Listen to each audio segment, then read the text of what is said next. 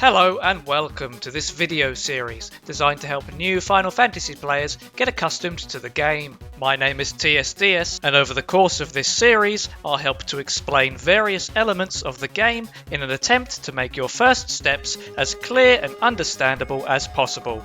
So, first things first, welcome to Eorzea! Woo! In this episode we're going to take a look at the first thing you'll see after getting into the game. The user interface, or UI for short. Those familiar to MMOs will instantly recognise a large portion of it, but allow me to explain a few things. Down the bottom, past the hotbar for your skills, you'll find gauges for your health, mana and tactical points. Health and mana work the same way as in most games, but in Final Fantasy, physical-based skills, such as those on most melee characters, require the use of tactical points. Think about it like mana for punching dudes in the face. Below, you'll find your experience bar. This moves from left to right and surprise surprise, causes you to go up a level when it's filled. Rested experience is also a thing in this game.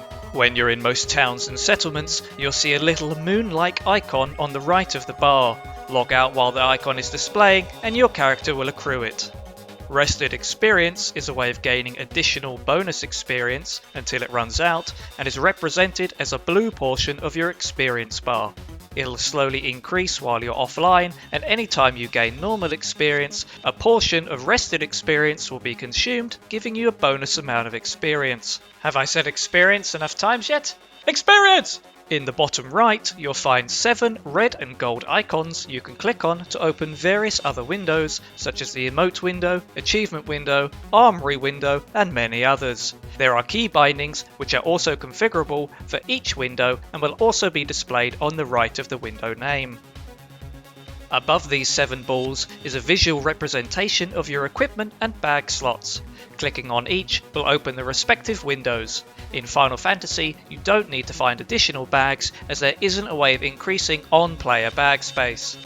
The 2 vertical lines represent your equipped gear.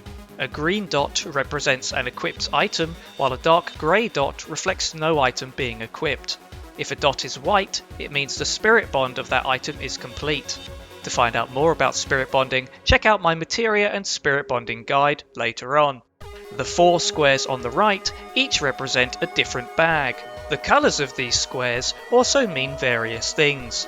Blue is for standard items, red is for full stacks of items, green is for equipment, and grey means an empty slot.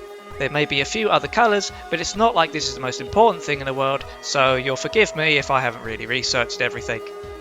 Personally, I find it a little annoying to have to click through each bag to see what's in them, so if you're like me, move your mouse over to the left and click the cog icon below the chat box to bring up the character configuration window. You'll find a bunch of settings here, but for now, click the item settings button and change both the inventory and retainer inventory interfaces to expanded and click apply. And now you can see that every bag is displayed when opening your inventory. Looking above the inventory grid, you'll find the quest tracker. Up to 5 quests can be tracked at once, and you can view your quest log by clicking on the duty ball and selecting journal, or by pressing J on your keyboard, which should be the default key binding. I will explain questing, but in another video however. Above the quest tracker, an obvious minimap, you'll find time and latency information. Clicking on the displayed time will toggle it between server time, local time, and in-game Eorzea time. Multiple days pass in Eorzea over the course of one real-life day, and it can be useful to know what in-game time it is in order to do certain things. Hovering over the Wi-Fi icon will display your sending and receiving information. For those with absolutely no idea, sending means the time in milliseconds it takes for you to send information to the server, such as using an attack, and receiving means the time it takes for the server to send information to you, like when you're being attacked. If your receiving number is very high, like in the thousands, you'll likely notice some lag. While my receiving might look high to some, depending on what it is when I record the footage, I'm struggling to remember a single time where I've been lagging, which is nice. The last item for today is in the top middle of your screen. Considering you may have just joined the game, you'll probably not see anything there, but this is where the buffs and debuffs are displayed. Buffs are to the left and debuffs are to the right. This is also where your target's health bar will display. That's probably enough information on the basic UI for now, so let's take a break.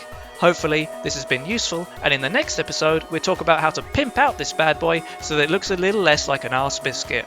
Thank you for watching, and I'll see you then.